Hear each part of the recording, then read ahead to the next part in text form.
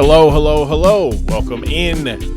I am Grumm, your host, and this is the first episode, the first edition, the first entry, the first foray into the dork side of the ring. Good morning, good afternoon, good evening, good day, good night, good whatever, whenever you're listening to this.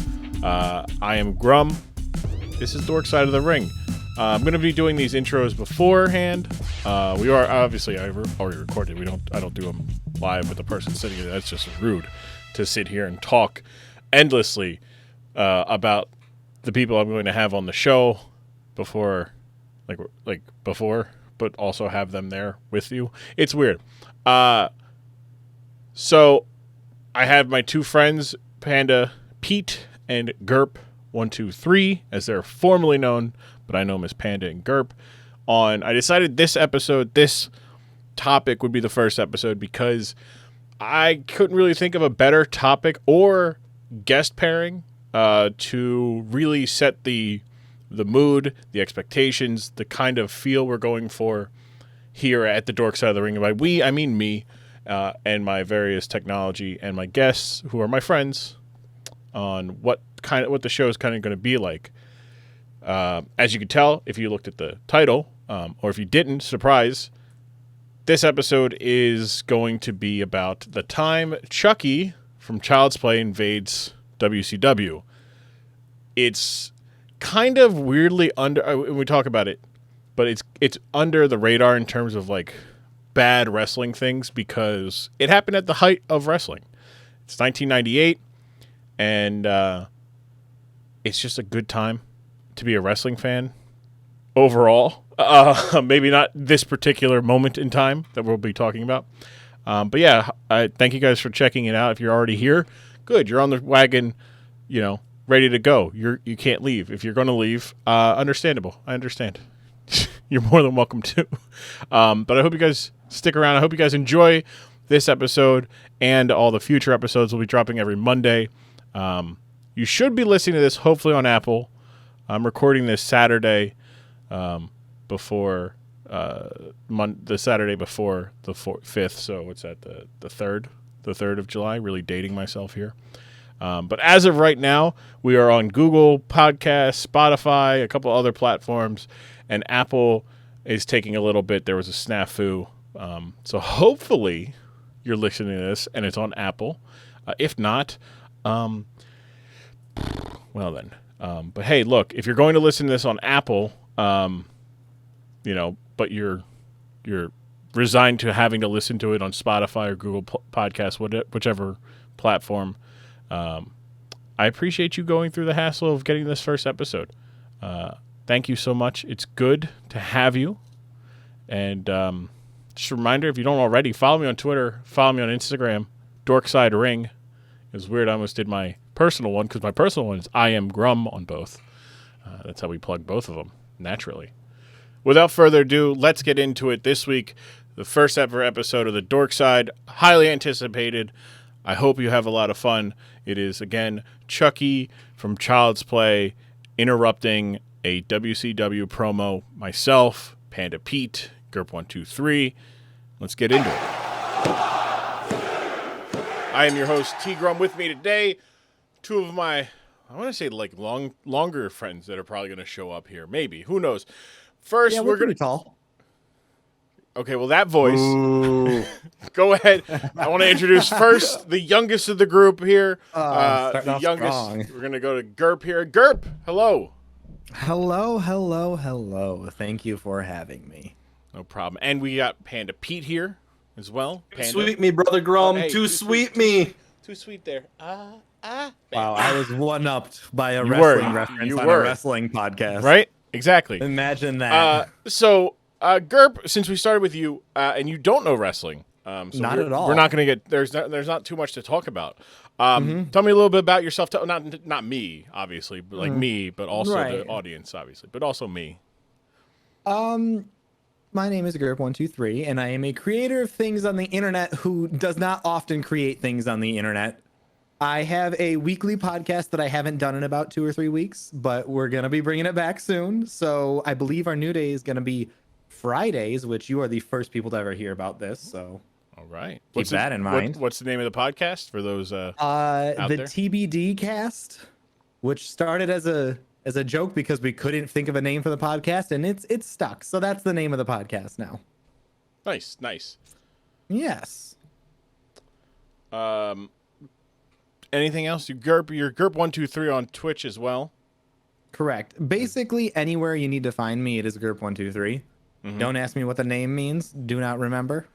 Or maybe I do remember and I just refuse to tell people. It's fair. So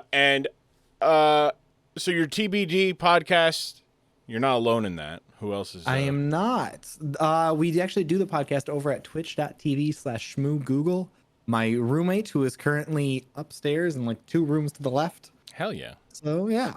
Hell yeah. We got a bit of a streamer house going. Ooh, and we look at haven't that. streamed. We've streamed together like 3 times since I've been here. Look at that. Yeah. Hell yeah. Panda Pete, my good brother. We'll talk a little bit about your wrestling background because Girp already said he already spilled the beans. Girp doesn't want. He's not a wrestling You spilled the beans first. I mean, yes, not kind of, but No, yes. you 100% said you know nothing about wrestling when you introduced me.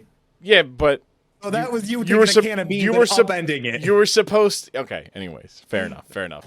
Panda Pete, my friend, you're over here to my right on my visuals here. Tell us a little bit about yourself. What projects you got yourself on? Tell the audience about yourself. My name is Panda Pete 21. That's where you can find me on Twitter. You can also find me there on Twitch when I stream once every 3 years at this point in my life. But I also host a couple podcasts myself. We've got Are We Canon, which is a Star Wars podcast, and then Twins and Losses Super Show, which is a baseball podcast. You can find all of those on the 4D Podcast Network. Go to Spreaker.com, search for all of that too, or just tag me, and I'll be more than happy to send the links. I think it's unfair to call it a baseball podcast when it's mainly a Twins podcast. The Twins are a baseball team. Yeah. Yeah, but if you care about any Detroit other Tigers. team, listen. Yeah, I was. They're loosely a team by loose definitions. Yeah, Those are real loose definitions. Yeah. They're an organized professional team. They get paid to play, Yes. but they're not great at it. Anyways, Pete, we bonded originally. I feel like over wrestling was the fact that we there was obviously Fortnite and other stuff with Stevie and the franchise fam, but like it really was wrestling and talking about wrestling and just getting into the thick of it all. Where for you did your wrestling fandom start? I remember as a kid when everybody had NWO t-shirts or they had DX t-shirts.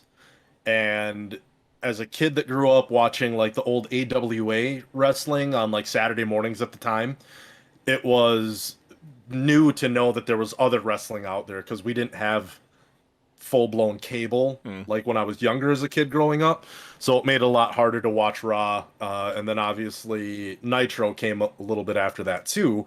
But once kind of the Attitude Era hit and I was like that perfect age between like 6th grade to 8th grade, somewhere in there, Girp was still like 8 years from being born at that point. But That's dating you more than it dates me. I'm totally fine with that because look how young I look in the face hole still. The face hole, yes, the face holes look still. All right, so you're watching AWA. I mean, I know you're Minnesota area growing up, so naturally, you were talking about the Twins, which if you're not in the Minnesota area, like state, Minneapolis is the area, Minnesota is the state. AWA territory, you're not a fan of the Twins. But so you discovered it like mid like Attitude Era. When do you remember really starting to following it? Like for me, I feel like we're similar. I don't want to jump, but like 2004, like WrestleMania 20 is like the first time I remember the lead up to a WrestleMania. And then I would say probably like the beginning of the Ruthless Aggression era is kind of when I really started to like learn about the wrestlers, learn about the storylines, and I remember The Rock being active. I remember Stone Cold being active, but like what I really actually remember are like John Cena and Edge and Batista and Eddie Guerrero and a lot of the wrestlers that kind of came after that wave of the Attitude Era, because that's when I was able to watch it, understand it, get a little better idea of what was happening in the world of wrestling, as opposed to, I like this guy because he does that thing with his eyebrow. And then it's like, I like this guy because I like his character, I like his in-ring work, I like the matches that they put on, I like the storylines that they're a part of. Because when you're a kid, it's just kind of like, oh, I like that guy, he looks cool. And then you find out it's like, Billy Gunn. Sorry. Billy Gunn. All right, so I'll spin this to you. You'll probably know a little bit more about this topic, Girp. Okay. What do you know about slasher movies? Oh boy, you picked someone who could not hate horror movies more. Perfect. So, absolutely nothing. Really? Okay. All right. Yeah. All right, then let me narrow it down a little bit more. Wow, so you don't... Okay, this is a great episode for you then, and this is fantastic. What do you know about the movie Child's Play? The movie Child's Play. That's the one with the doll. Correct. Named after the famous mouse that is the hoarder of fun for children, Chucky. He's not... Yeah, it's close enough. It's not at all. Yeah, that's about it. It's just a tiny little doll that goes around stabbing people, right? Is Child's Play not Chucky? It is. It's just not named after Chuck E. Cheese. You don't know that for sure. No, I'm well aware. I'm fully aware of this. It's okay. All right. Okay. Okay, so I'm just saying there's no proof. Pete, what do you know about the Child's Play franchise? I know that Jennifer Tilly also plays his wife, the bride of Chucky. That's true. In later movies.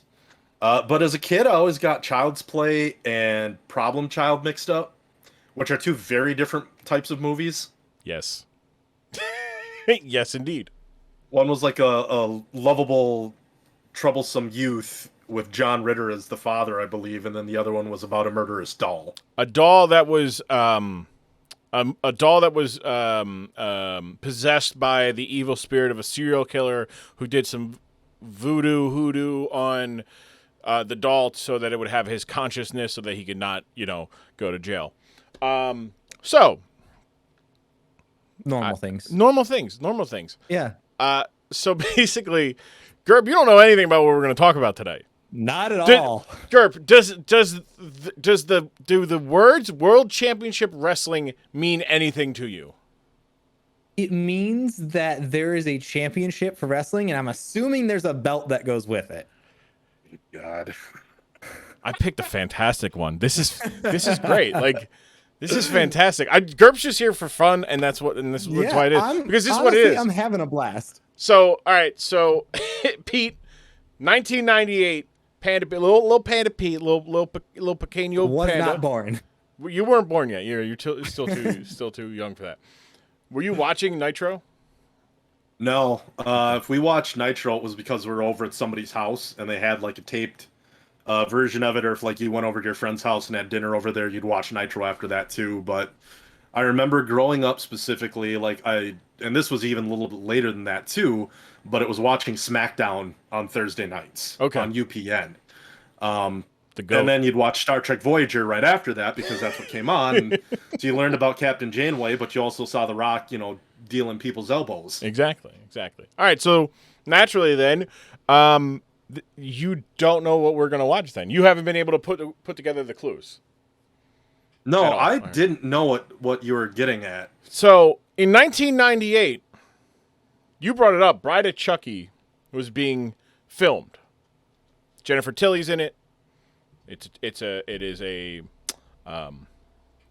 Chucky movie, Child's Play, but it's Bride of Chucky. They kind of I think this is after they kind of split from the original director, writer, and whatnot, and they started going a little over the top with some stuff. I believe it was a Warner Brothers production, and at the time, 1998, Time Warner is trying to buy into Turner Sports, the Giants, not the Giants, but the giant news network CNN, owned by Turner, Ted Turner, billionaire, guy who owned WCW. There you go, Gerp. Do you know who Ted Turner is? He's the guy who owned WCW. Okay, cool. He also owned the Atlanta Braves. More baseball. Who thought we'd have so much baseball talk today? Not me.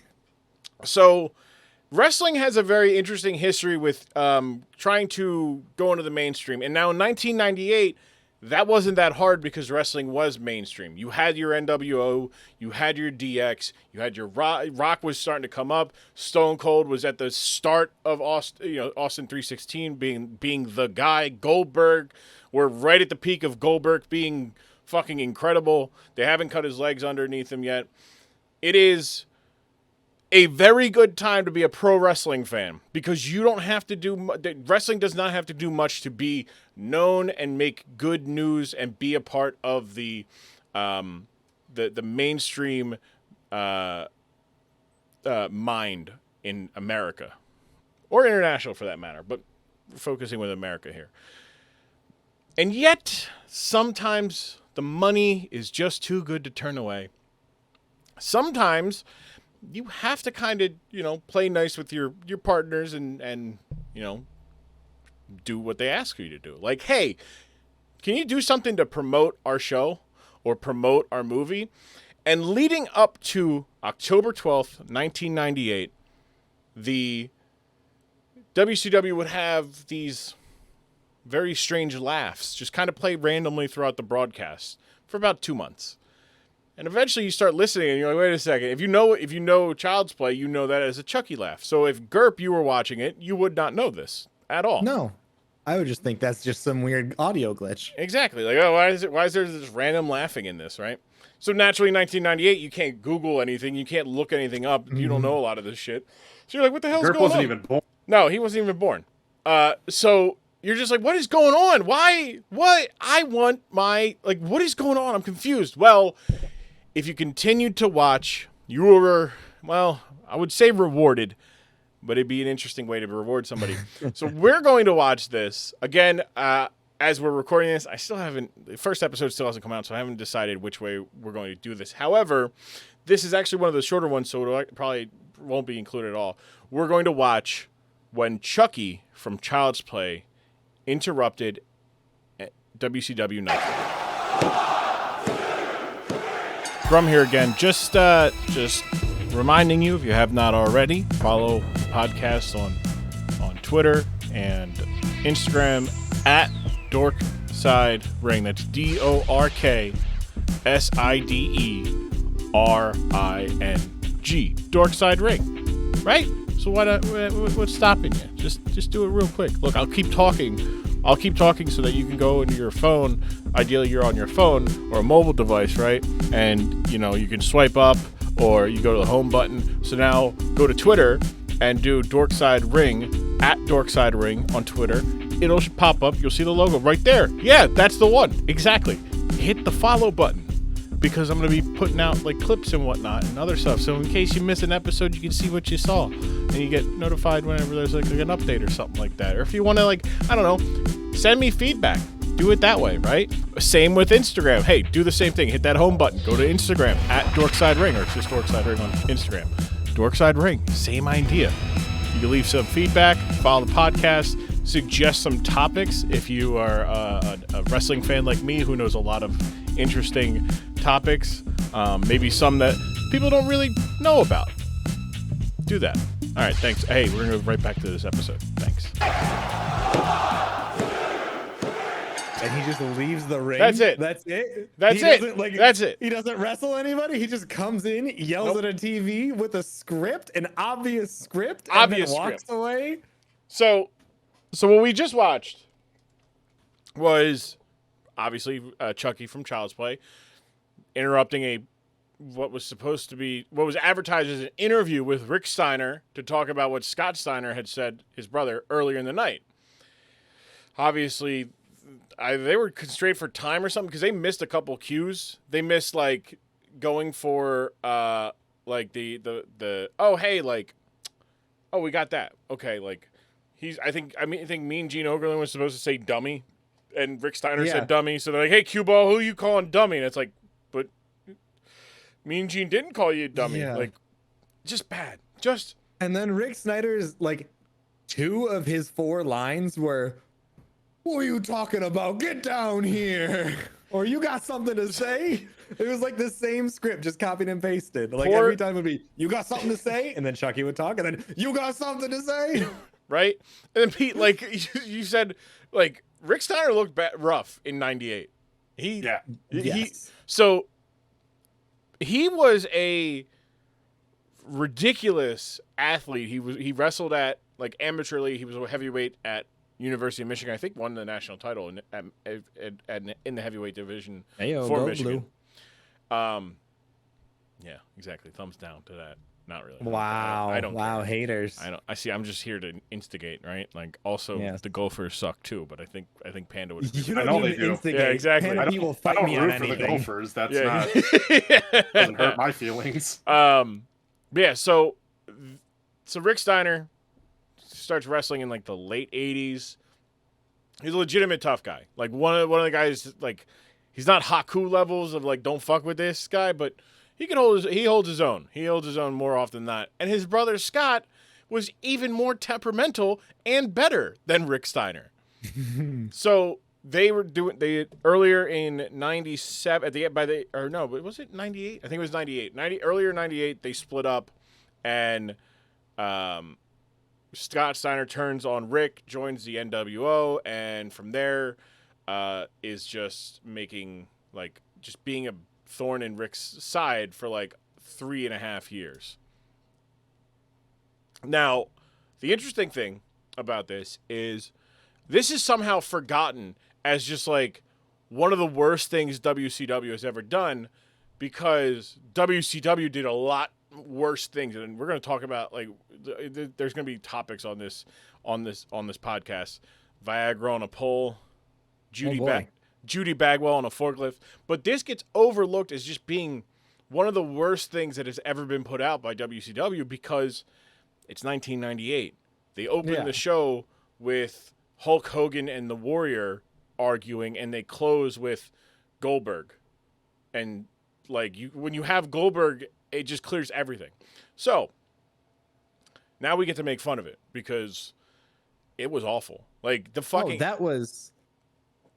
Go ahead. I don't know how to describe that other than the most scripted conversation between a person and a YouTube video. It's like somebody yelling at a podcast they're listening to. Well, and the problem with it too is that the video that we recorded of Chucky had like a very specific time limit in between for them to respond. Mm-hmm. And part of the problem was that Mean Gene and Rick both were just kind of like fumbling over words and like trying to add more emotion to this, even though there wasn't anything that needed to be like. Well, Rick was reacted also to. completely out of breath from his bark down the aisle to get to the ring, so he was still catching up while trying to respond to this doll.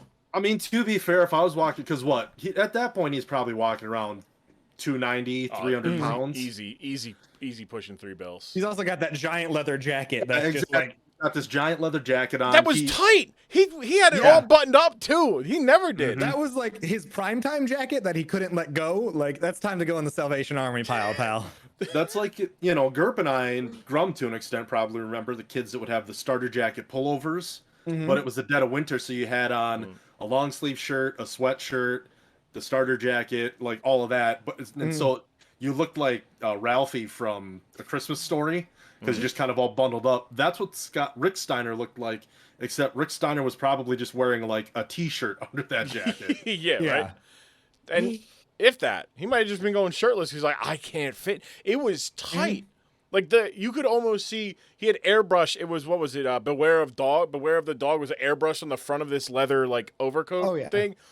That was getting stretched out to where the paint was not like coming out. It was just the not beads good. of sweat were running down it too. I've never seen someone exit a ring so fast. Well, and he's got the the end of hat the on top of it too, like big old bushy mustache. Like, he's not doing himself favors. No. And Mean Gene, the concept, and like Mean Gene is like, he can sell anything, right? Like he's you don't know this, Girp, obviously, as you don't know. Mean Gene is the most well known. I mean you know Mean Grumm Okerlund, which is my Twitch grade thing, right? So that's based on him.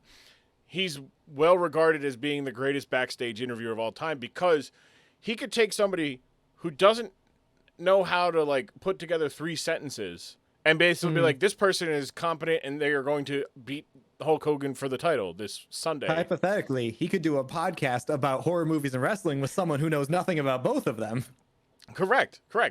And he's just like, it's just one of these things where he's like wondering, like he's just like, yeah, sure, like which one of us say the line? Like he's so unsure of himself. He's so unsure. And I don't know if it was because it was sprung on him like last minute, where they're like, "Oh, hey, Rick, by the way, we got this thing to do." Like, also Scott Steiner don't threaten. So wait, so Chucky gets on, calls Mean Gene cue ball.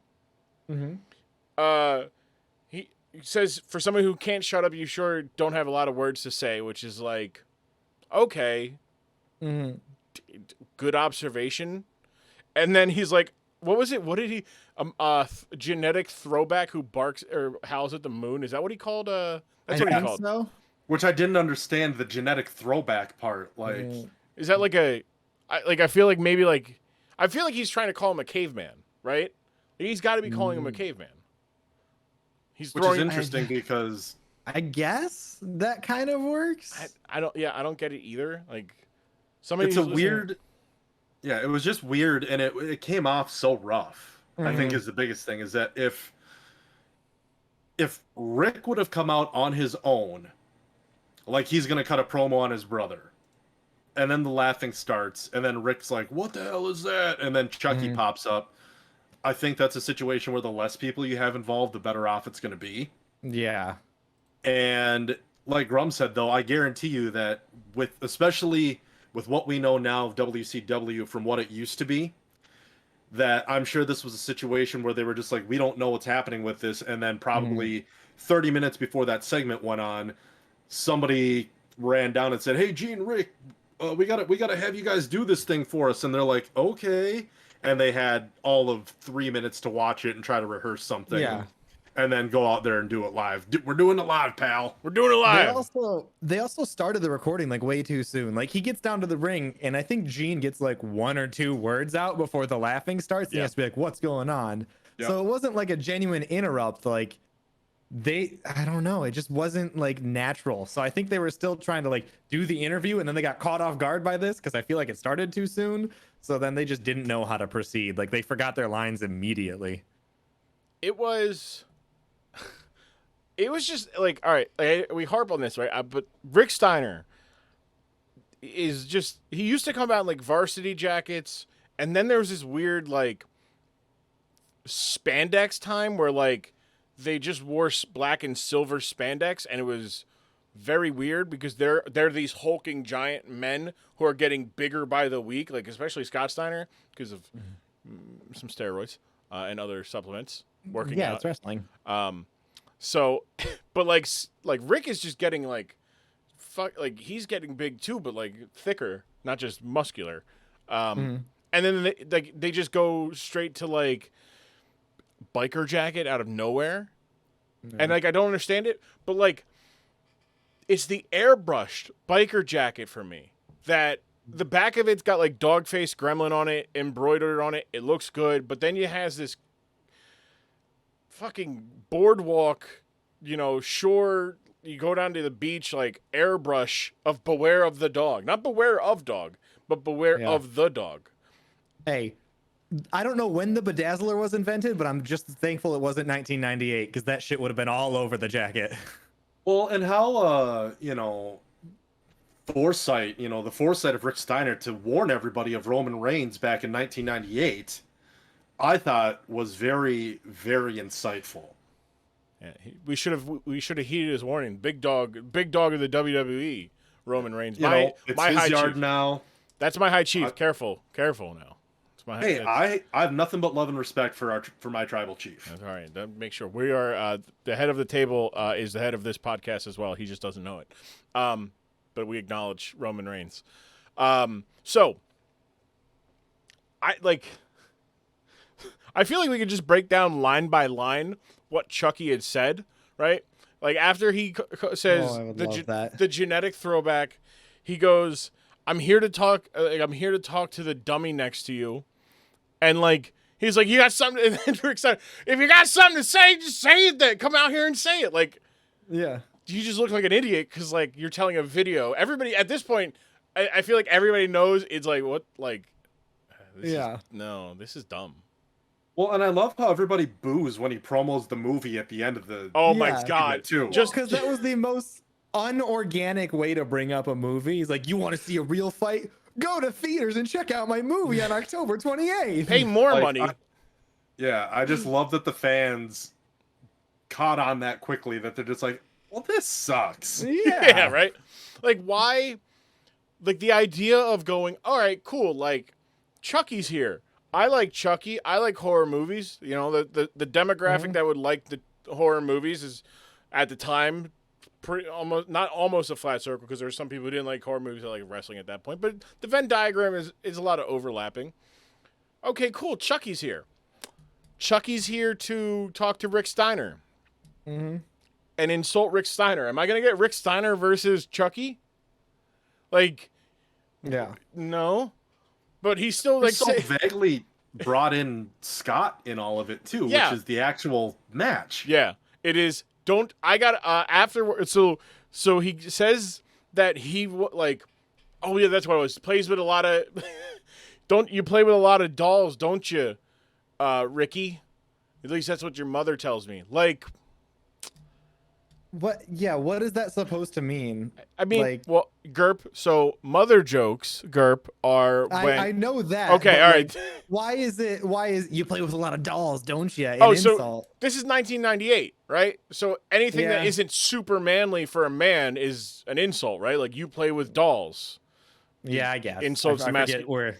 Yeah, Product of the times. Yeah, 1999 pro wrestling is very hyper masculine and But wasn't the biggest line of toys for wrestlers like Stretch Armstrong dolls and just like wrestling The LGN? action figures? Sorry. yeah, they're not dolls. Yeah, they're basically dolls. Well, and let's not forget about wrestling buddies too. Mm-hmm. Yeah. I mean, if you want to talk about Stuffed animals. very not masculine things, like it's just a stuffed animal in the shape of. But that was A man with no shirt. Yeah. Hey, look, that's just that's just toy merchandise directed at children. Obviously, Yeah. children can be boys or girls. You know, there's girls children. There's girls' children. Can we get that on a t-shirt? There's girls children. Like no, let's not sit here and say it's just like no, you're right. Like at this time. Like with that kind of line, you're looking at like a bunch of people who are literally going home with a collection of wrestlers and making their own like federation out of their action figures. I mean, I did it. I'm sure Panda, you did it. I feel like I'm sure I didn't there was have, grown adults at the time who just kept them in the box as collector's items too. Yeah, I mean, it's collecting has always been a big part of professional wrestling, whether it's t-shirts. There's some fans that will buy every single t-shirt that comes out for their favorite wrestler. Yeah. There are people that will buy literal, like, not just one replica championship title, but like every replica championship title. And even the cheaper ones are like $250 minimum.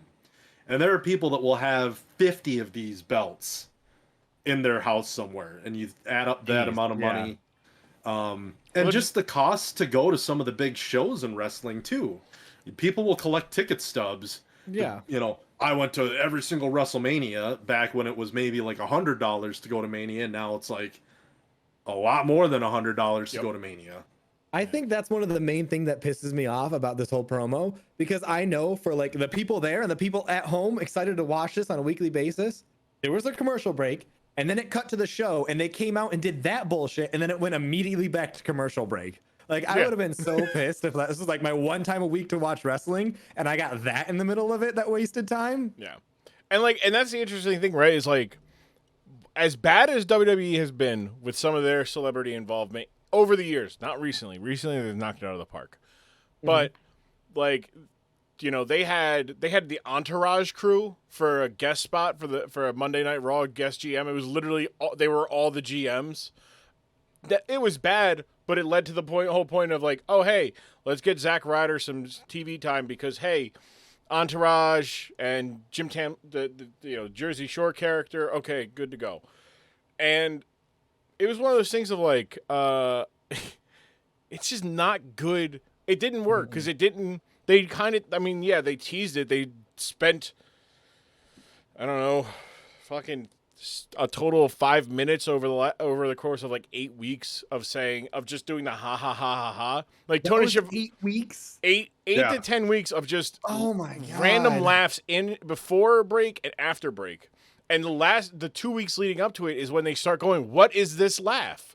And Tony Schiavone's like, that must be where the laugh is coming from. It's like, and the other thing is like Tony Schiavone and Bobby the Brain and Larry Zbyszko, they don't sell it at all at first. Right? They're like, what is this? What, like, versus like, you know, like, I feel like, wait, is that Chucky from Child's Play? Like, that's how I would have called it, right? Like, why is Chucky from Child's Play here on Nitro? What are you doing? What the hell? They just sold it as a statement of fact. Like, Yeah. there was no. That is the Which laugh. Yeah, That was the quickest jump to conclusion. No, it really was, and that's the thing is that Bobby the Brain Heenan was an incredible manager, great on the mic, was able to do so much. Tony Schiavone, one of the best announcers in all of the history of professional wrestling, and Larry Zbyszko, he's a guy. He's all right. He wasn't- likes golfing. Yeah, he wasn't terrible. He wasn't, Don't you we know. all? I hate golf. No, that's all I got to say about Larry Zbyszko. He likes golf. Like, Yeah.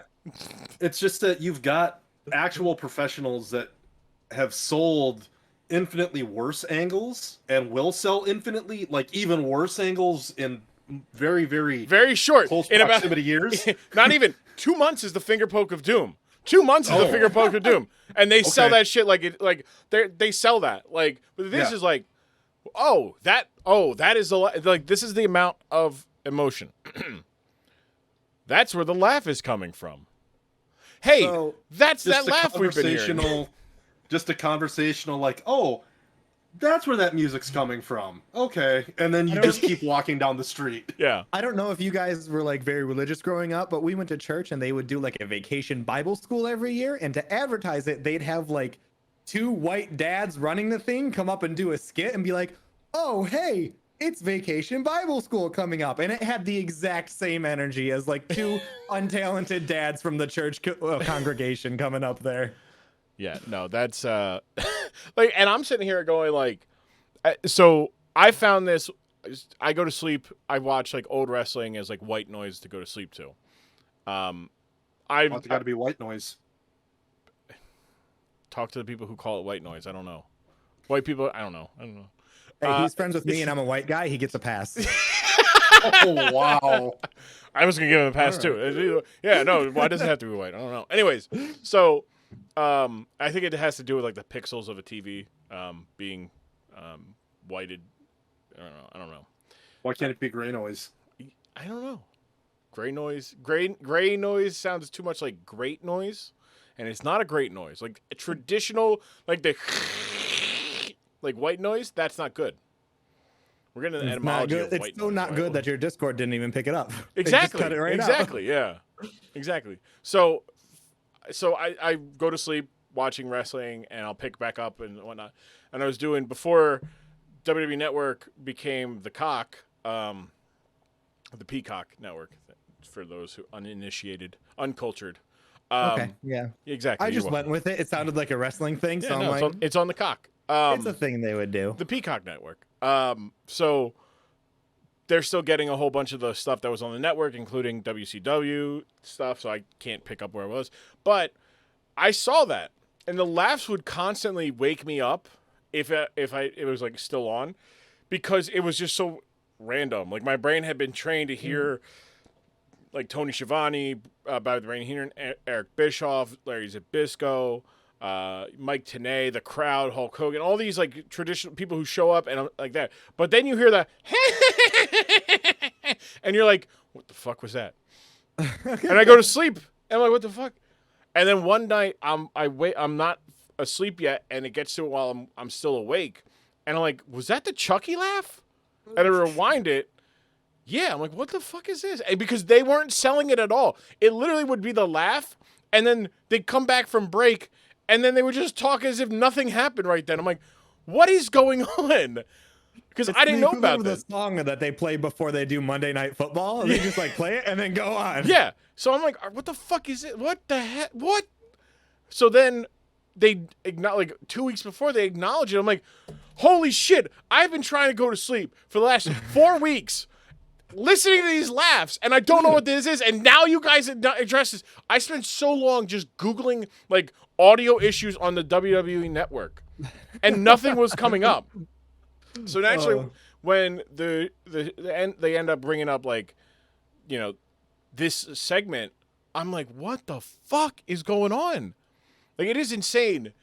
Like, I'm like, that wasn't real, so I had to rewatch it. But Panda, you talked about how like randomly thrown in the Scott line was. Mm-hmm. Like, just being like, yeah, don't mess with Scott. Yeah, it's just a really bizarre way to tie it all in, and to make a bold-faced lie of Scott Steiner being a part of like the next Chucky movie too. Yeah. That it doesn't make a ton of sense in that regard to whatever it is.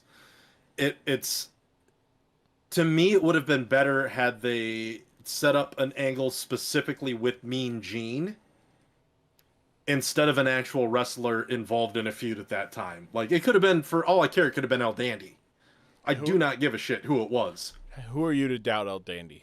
I'm not. I'm saying El Dandy would have pulled that off. All right, just making sure. Could have also just been a commercial. It could have been a commercial, but with the time, like, Grumm and I both have watched so many terrible tie-ins throughout the years. I mean, Grumm listed off a couple. There's the giant monster truck fight between Hulk Hogan and the Giant. Snooki at WrestleMania, like, all of these different things. But most of the time they find ways to make this work because it's a live person or it's a physical thing that you can interact with. Mm-hmm. This is not that. Especially, you know, we've seen the promos where there's a guy in the back, you know, and he's cutting a promo on the guy out in the ring and they're having a back and forth that way. But those always come off better because you've got literally a person with a brain on one side of it and then a video recording of a person with a brain on the other side of it. So there's no issues in terms of, like, if I'm watching a Grumm stream, I kind of know some of the things with his cadence, the way that he says certain things, when certain things are going to happen. You pick that up too. You don't get that when you're just interacting with a literal animatronic and a voice There's actor. also a reason for like two wrestlers to be talking to each other. Like, yeah, they have things to talk about. They have stuff in common. They're making friends. How do you like know what to talk about with a doll? Like, what would you say if a doll came out and started insulting you other than, you got something to say? Get over here. Well, especially since Scott Steiner wasn't involved in any of that. Like, no, none, not one bit. Scott Steiner wasn't in The Bride of Chucky. Scott Steiner wasn't in future Chuckies either. So it's not like, hey, you know, if Scott Steiner had gotten a role in The Bride of Chucky, that, you know, hey, you got to be careful because we got a red carpet premiere coming up. We've got press, like all of these, that would have made sense. Yeah, there's no reasons for those things to be together. No. And the best, it's like, it was so awkward and uncomfortable. Mm-hmm. I like, Girp, you brought it up, and I didn't think about it then.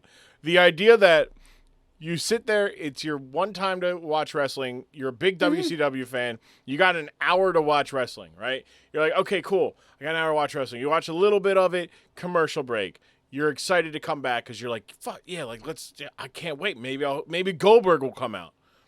And then, because Nitro didn't advertise what was coming up after the break, in between break. Like, they would just go, like, and we'll be right back with more Nitro, and then it would go to break, and then it would come back to whatever it came back to. So you're going, hey, I didn't see, Goldberg wasn't on yet, Hulk Hogan wasn't on yet, Diamond Dallas Page was, the Wolfpack, the Cruiserweights really weren't. Okay, maybe there's something here, right? Mm-hmm. No, you come back, get a guy past his prime yelling at a doll. You get Mean Gene Okerlund going, we're gonna talk to the dog-faced guy, Rick Steiner, and you're like, okay, I'm interested. Rick Steiner, Scott Steiner, yeah, these guys, brothers fighting, yeah, I fight with my brother all the time. And then that happens, and you're like, what? Well, you got to think too that there was probably 4 minutes of commercial before that, and then the 4-minute promo, and then like another 3 or 4 minutes of commercial after that to get into it too. So if that came on at, say, 8 8:05. If you only watch from 8 to 9, you've already lost like a fourth of your time watching wrestling Yeah. with that, and then you're gonna get another promo and then a main event. Yeah, basically. Like there's Yeah, no like yeah. that, and and you're just sitting there going, man, and God, like it's like I get upset. Obviously I'm a pro wrestling fan. I grew up watching WWE. That's my preferred promotion. When people go like, this is as bad as WCW was in the 2000s, and it's like, no. Because, like, I'll give you, like, maybe 98 is as bad. Because outside of Goldberg, like, this is around this time as well.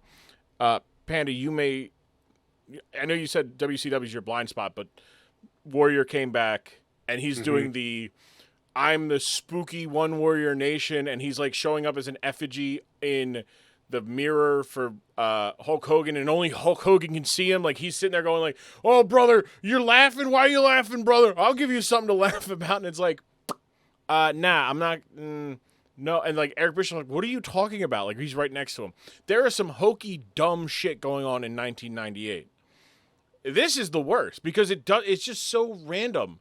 It's like, hey, do some advertising of Chucky, of the Bride of Chucky on the show. We want it like super involved. Here's some money. It's like, okay, can you get Chucky? Like, well, can we get Chucky to come in live? Oh no, it's animatronic. Doesn't work like that. Gotcha. And it wasn't like even fun. You could tell how disinterested Gene and Scott were for this because they just like read off their lines and then got it over with and then went backstage. Like they didn't even want to have fun with the project because I don't know how you could have had fun with it. Like wrestling is supposed to be fun. All the promos, they can talk as much shit. They can hype up anything. Those announcers can make anything interesting except this because it was just a corporate product push. And like, as wrestling fans, we want payoff. Even if it's bad payoff, we want payoff. And this isn't an angle that got payoff. It's not like, somebody threw a Chucky, like the lights went out in the middle of this match, and then somebody threw a Chucky doll in there, and then Rick freaked out because oh, Chucky's here, and then Scott rolls him up for a win or something like. There was no payoff with this whatsoever, so it was literally a one-off that didn't tie in with anything else, and it wasn't even a good one either. Like, a lot of people, especially during the Raw guest GM era and some of the celebrity matches at WrestleMania, haven't always been great. It's just kind of like, oh, this is a person, and they do some stuff, and, whatever it is, but there's payoff. So at least you can go, man, I thought that Bad Bunny match at WrestleMania this year was going to be terrible, but it was really good. You get payoff. One way or the other.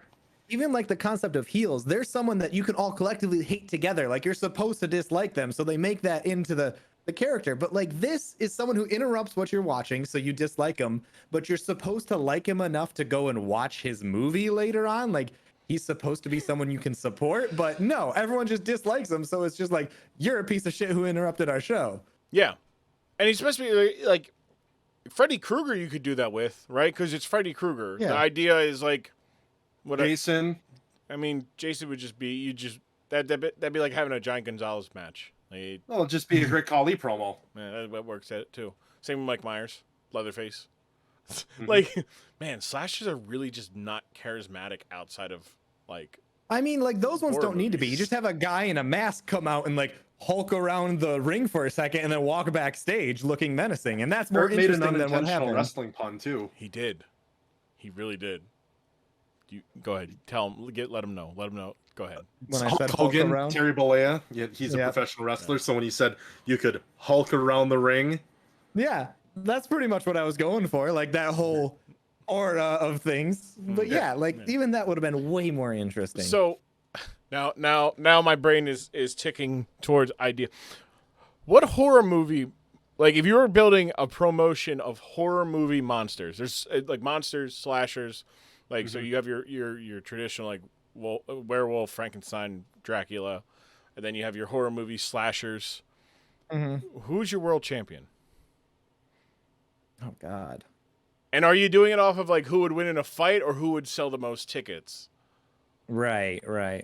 Like, and it's funny, right? Because Girp, you're looking at it a different way because you don't like horror movies. So it's No. like you're sitting there going, I guess the world champs, whoever I don't, the horror movie like person I don't want to see at all. Like, Right. I 100% don't want to see Freddy Krueger. There's my world champion right there. Like, I can deal. Leatherface is just a weird hillbilly guy with a chainsaw. Like, that's it. Like, I'm don't gonna know, go with Predator. ooh, okay. That's a good I think one. Predator would be a good. Plus, you could bring in Arnold Schwarzenegger and Carl Weathers and Jesse the Body and have them help out with a promo for Predator as your world champion. That's true. Okay. All right. I feel like based on my limited knowledge, I want to say Jason could make a good enough character because he could just be this like giant wrestling personality, which he pretty much already is because he's just this big dude who likes hurting people. he also has I the feel manager. like they could. Yeah, I feel like they could do something cool with that. I would like to see them bring him in as a character. His mom's the manager, right? And she's just the one that Yep. she's doing a Lana Rusev bit. Mm-hmm. Except He could I- definitely wave to the camera in like a high mom fashion during the... You really have never watched a horror movie. No, not at all. It's just Jason going, "Hi, mom. Hey, how's it going?" Yeah. Or Even though or he's doing it Topher on our Grace head from on a Predators. bench. Ooh, Topher Grace for yeah. I see. I'm thinking. Adrian Brody. I feel like Frankenstein with Frankenstein's monster with Dr. Frankenstein's a good one. That would be cool. And then you get the babyface turn with the wife, the monster's bride, Yep. right? Mm-hmm. Makes him a good guy. I mean, Dracula would be good because of the hordes of minions and servants that he would have. Is there any? Also, the accent is just Mhm. primo for promos. Is there any horror movie monster or horror movie character that that's the title character, the main like focus that would be naturally be a good guy? Like they'd all be the heel, right? They'd all be the bad guy. Like I'm trying to think like Freddy Krueger. He would talk you into wanting to root for him, like as a pro wrestler. But I don't know. I mean, they're all murderers. yeah. Well, so are some Yeah. wrestlers, so Yeah. Also that's fair. true. didn't stop people from cheering for Jimmy Snuka. So Now, is there a horror movie character that could possibly be a worse person to do a promo than Chucky? Because I think that's pretty down there. they'd have, dude. It's that Chucky one's pretty bad because like he's supposed to be a wisecracking character. Hellraiser, I feel would be bad. You could tell that those jokes that Chucky was wrote by like just a team of guys in a room beforehand. It was It probably the wasn't PR good. team for Bride of Chucky that were like, well, we don't want your guys because we want this to be as close to Chucky as it can be. Mhm. We know Chucky, Yeah. so Yeah. we'll handle that side. And you of know it. what? We'll write yours lines too. This way, there's synergy. There's Yeah. we're all on the same page. Because I mean, even the silent, slashers Yeah. and guys like that too would still have a presence. You could cut a one-sided promo on them without them responding to it, and it would make sense. It would feel like an actual promo because it's like, why won't you say it? Like there's something that you can emote to in regards to that. Like, But I would with- love to see Gene yell at a silent guy over there. I think he could do a great job making stuff up for that. Me and Oh, Gene Gene yell- yelled at a lot of guys. Yeah, me and Gene Yeah. yelling at Michael Myers and telling him, "What's your problem? What do you got? What are you camera Yeah. shy? Like what? Got a Talk. big knife there, bud? Huh? Yeah. What are you planning on doing with that? You planning to do some damage with that? Who are you, huh? What are you here? What are you here for? Jeez. There'd be somebody that was worse than Chucky. Man. Freddy would be pretty. I feel like Freddy could be really good, but also really bad. Yeah. I think Leatherface would be a pretty terrible promo. Oh yeah, because he would try to actually talk. Yeah. Yeah. Yeah, Hellraiser I feel is bad because he's slow and prodding with his talk. Like he's like peak 20-minute promo Triple H, where he's just like, "I'm Hellraiser." I forgot about that version of Triple H. Like you did. It's just like, I bet Hey, Jigsaw would go about the same as Chucky, though. ooh, Jigsaw.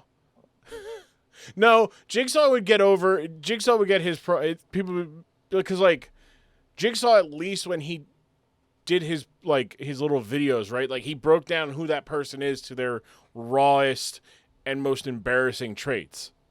So I feel like you could do that to Rick Steiner, right? Where you're just That like, could work. Yeah, because you're you don't not have to crack all the jokes. You Yeah, can actually just yeah, be Rick, methodical. let's play a game. Rick, you call yourself the dog-faced gremlin, but really, in reality, you are nothing more than a little puppy, frayed without his brother. Yes, Grumm that, already see, done a that better would be promo. better. Right? And like, it's I mean, it's not hard. It's very much a bad promo. It's terrible. You want, we forgot about this. He threatens Rick Steiner. He says you should stick with stalls more your speed. Me, I'll show you what it's really like to have your head twisted off. And it's like, where did that come from? Like, Rick Steiner didn't say I'm going to twist off your head. Like, it comes out, like, I think he was supposed to. But they're just like, what the fuck? We're so lost. Like, I got nothing for this. But he says, like, I'll show you what it's like to have your head twisted off. And then he lists, like, 4 more things that he's going to do to him, too. Yeah, I'm gonna break your arm and like all this other stuff, and it's like, well, they've already implemented like Death. giant chains that they use in matches. Like, Yeah. if that doesn't kill a guy, a broken arm isn't gonna kill a guy either. And then, that's the other thing, right? It's pro wrestling, right? So you're suspending your disbelief where you have matches with guys in, 16-foot high cages and they're falling off and you're thinking, I would die. These people are ridiculous. They are tough because they're not dying. It's like, I'm going to break your arm. It's like, I deal with that threat all the time. Like, I did that to myself when I was like 10, all right? You're not special. You're not doing anything to me here, Mr. Chuck. Yeah. Girp, I know you probably have seen maybe like a GIF or a clip of it, but ladder matches are a very popular gimmick in pro wrestling. Yes. And there's this trope of ladder matches where when it's not this person's time to take whatever's at the top of the ladder and hold it, they get to the top of the ladder and all of a sudden their hands don't work. Mm-hmm. It's like they're pawing at the title with the back of their hands, or if it's a briefcase, they keep batting it away from themselves, so it's like out of their reach. They'll bat it and like, oh, I can't get it, and they'll do all of these things until it's that person, whoever's supposed to win, goes up at the specific time, and then all of a sudden their hands work. Oh, hey. It's like, oh yeah, this is, and then so they take whatever it is too. Well, they had to level their abilities up. Yeah, and so that is like a suspension of disbelief where it's like, wow, this ladder match has only been going on for a minute. So this person that just climbed the top of the ladder clearly isn't going to be the one that wins the briefcase, the title, whatever it is. So you just know, if you've watched enough wrestling, that this person is going to come into numb hands, where their hands just don't they climb up the ladder fine, but once they get, like, it's an elevation thing or something, I'm not quite sure. Or there's the trope of the ever slow climb, where it's like you're 3 minutes in the match, all you got knocked on your back once and got thrown out of the ring, and you're like so exhausted, you're like like you're climbing Mount Everest to go up 8 feet, like up a ladder, right? And you're just like, okay, I can do this. Like, I got this, right? My favorite is the whole time they're just waiting for somebody else to run and like kick him off the ladder, but that guy's still laying outside of the ring somewhere. Yeah, he's like, come on, I can only go so slow, guy. You got to get up. My favorite trope is the wrestler who they've established is afraid of heights. So he's just like, he gets like 3 rungs and he's like, okay, I can't move. I can't move. And like, oh, look, there's somebody to beat up. Cool, I'll get down and fight them real quick because I'm more comfortable doing that. But like, now, like, Chucky would suck in that match. Like, he's so short. Yeah, because my new favorite trope, like climbing a wall. My new favorite ladder match trope is that you are too heavy to climb the ladder. Oh, yeah. And you break it as it goes. Yeah. That's a good one. Those are OSHA rated for at least 300 pounds. No, buddy, let me tell you. No, they're not. They take what they do. They go and buy a bunch of ladders from Ladders R Us, and they make makeshift ladders so that you can go up both sides. Ladder. Exactly, right? They get 2 ladders. So you know how like most painter ladders, you can't go up the other side. And even it's like 2 rungs just to hold it together. Yeah, and like carpenter ladders don't go up any higher. They don't go equal, like, because reasons. So they go and get 2, and then they'll take it apart and they'll like ratchet it together so that you can go up both sides. It's so much work. But like, then they gimmick one to where like you go get up like in half. You get to the 7th rung with a fat guy. And go, you're like, oh shit. Ooh. They'll cut them strategically in certain spots too, so that when two guys go flying through it, it breaks miraculously like right in half, right where it's supposed to. Yeah. So they can still like pick it up, glue it together with their bare hands, and then put it back, and then get up there. That reminds me of when Kofi and Mark Henry, legitimate world's strongest man, held up a ladder, and Kofi Kingston, an incredibly athletic man who weighs slightly more than you, Girp, and just he climbed all the way up to like the top of this one ladder that was straight up being held by That one a man was holding. Yeah.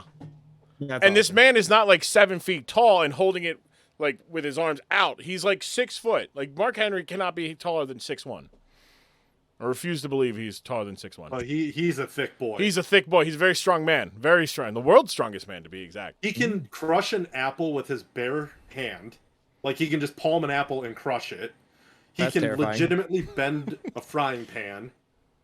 He's pulled an... What else? He's pulled an airplane. Pulled an airplane. He pulled a tractor Semi? trailer. Yep. Oh, I think I've seen videos of that. Yeah. He did pull a dump truck, but like one of like the Ford F-350 dump trucks. Mm-hmm. Not like the giant. Not like a giant quarry one. dump truck. He's flipped shit. He's like he's Yep. legitimately flipped a car. Like Nice. some of the people they get like the wire, like they'll shoot it to where you get a little bit and then they'll shoot the angle so that somebody can like grab it and like grab the other end and pull. No, this man legitimately flipped like a mid-sized sedan, like a Nissan Altima. Because the last time wasn't they like did a it, they little- put like some... What Like they put the- like little posts behind the tires to like help, Like so that once you hydraulic got it posts. to a certain point, it would like go Yeah. Oh yeah. all the rest of the way. Yeah, no, Mark Henry is a freakishly strong man. Yep. That's terrifying. There's a story of they're doing a backstage. So these are all backstage. What they would do is they would do them like depending on where they were, they would do it or they do it and they'd say it was earlier today, like him just showing off. He'd do these bits like these feats of strength in front of like the guys and they're like, "Yeah, no, this is fine." And like he would have a moment where he'd be like, "All right, do this." So the story goes, while he's doing this, somebody comes up, one of the guys comes up to him. And he's like, "Mark, you ain't got this." And Mark said, "What the fuck did you just say?" And he just goes, "Mark, that guy said you can't do it." He goes, "I didn't say that. He said it." So he'd look at a guy and the guy would be like, "What? Huh? What happened?" And he's like, "Fuck you." And then he'd go and do it just like with the greatest of ease because, well, naturally, I mean, he can. You just had to be pissed off. Yeah. Was he like an actual pro wrestler, or was he just somebody who was the world's strongest man that they brought on a couple times? No, he was a power lifter before he got into professional wrestling. Okay. And then he took some time off, got back into powerlifting, and then like set 3 or 4 world records. Yeah. Oh dang. And then came back to professional wrestling, and they completely repackaged his gimmick. So this man, if you want to know how weird wrestling is, this man had adult relationships with, at the time, probably a 60-some-year-old woman, and got her pregnant. And because she was so old, she gave birth to a hand. Like a rubber hand that was covered in gack, essentially. Such great shit. That makes sense. And the payoff, though, Gerp, is that, what was it, like Raw 15? Yeah, or... 15, 20 years later, There's a man in a hand costume. They're running through like all the bad gimmicks throughout the years, and they get to a guy that's in a hand costume. And coach or somebody goes, "Who are you?" And then the guy goes, "Oh, I'm Mark Henry's kid." That's amazing. And then Mae Young walks in. She goes, "There you are," and like that's it. Yeah. That's honestly a payoff that's worth it. Right. See, and that's why it's fun. This is why the tagline of the show is "Wrestling is more fun. Is at its best when no one's taking it serious." Like, Yeah. you just suspend your disbelief. Don't take this shit seriously and enjoy it. No. But yet, so Mark Henry, legitimately a strong man. The story goes, he WWE at a time when they couldn't afford to funded his Olympic trials and Olympic dang. He got injured and he placed like 5th or 6th. Like when a year before when he's healthy, he's like crushing the competition, like borderline world records. That sucks. So he finished 5th or 6th. He's got like a 10-year contract when they weren't giving that out. He's struggling and whatnot. He makes his way, sexual chocolate. He does all this stuff, and then he's like, he hears like the strongman competition, and the powerlifters are like going like, he's not really. Don't. Mark Henry ain't shit. Like, he's just a wrestler. He's washed up. He ain't He's not really the doing it. world. He ain't really the world's strongest man. He ain't here with us. To which he then goes to Vince McMahon and goes, Vince, I'd like to do some powerlifting training and get back into strongman, because they're saying they're shit talking me, and Vince looks up to him, goes, pal, I didn't sign the second strongest man.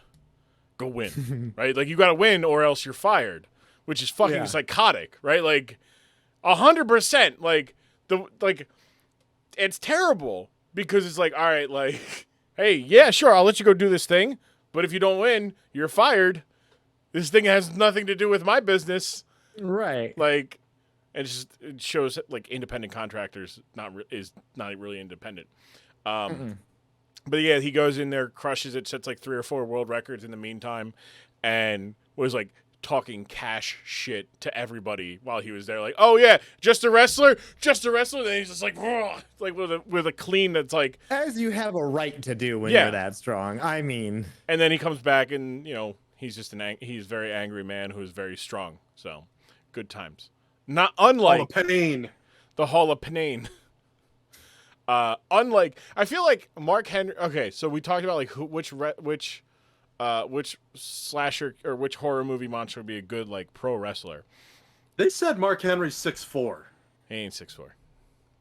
Nah. Maybe in some lifts. Maybe he ain't 6'4". He's like 6'2" at the max. I refuse to believe that I am shorter, as tall as him. I'm taller than him. I've seen him standing next to the Big Show, and I've stood next to the Big Show. So I feel pretty confident. What about your best friend Drew McIntyre? Oh no, he's 7 feet tall. There's no way in hell he ain't 7. He's that man. My best friend Drew McIntyre. Drew McIntyre, if you put your ears on this, you're my best friend, bud. Come on the show. Come on the show. 7 foot tall. I refuse to believe that he's not. Deceptively tall that man is, and handsome. So, what wrestler would, other than Kane and Undertaker? Okay. What about Abyss? Abyss also is disqualified because those three are basically horror movie monsters as their gimmicks. But what wrestler, and Girp, I cannot wait for your answer, so you're going last. Okay. I have a visual in my head right now, and I'm so happy about it. Okay. I know who I'm picking. Panda, who is your pick as a wrestler that would be a incredible good horror movie character, like the title character type thing? Well, I mean, it's PCO because he's not human. That's a good call. I should have seen PCO. I should have seen PCO. He is not human. This is true.